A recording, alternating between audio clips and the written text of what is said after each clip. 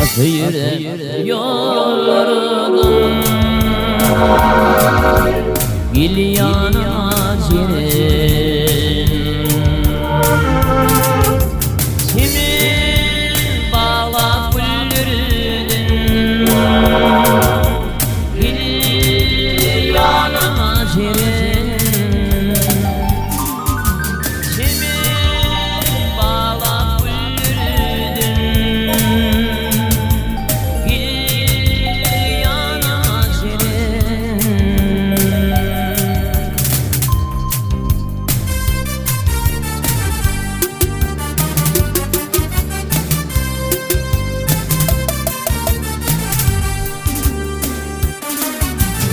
Efendim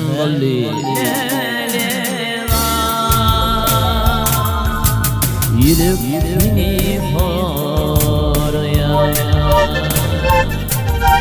yoluma bak yanına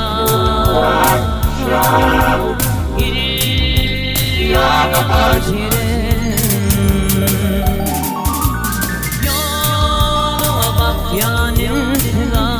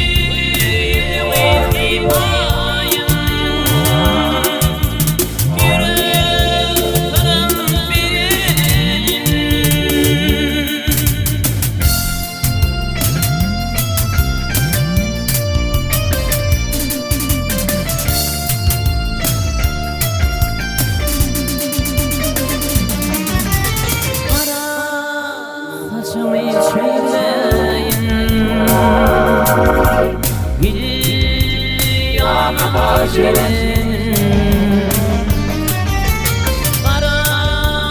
saçımı çöyleyin gidin yanıma şirin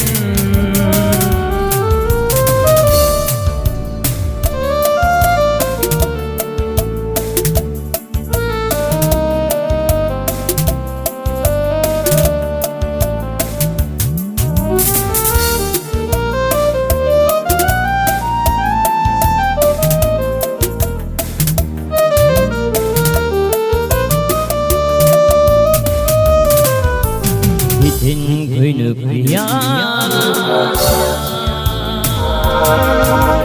Kasım biline uğraş ya Kömür yarım karış ya Gidin yanıma ciğerim Kömür yarım karış ya yanıma ciğerim gir yanıma ciğerim gir yanıma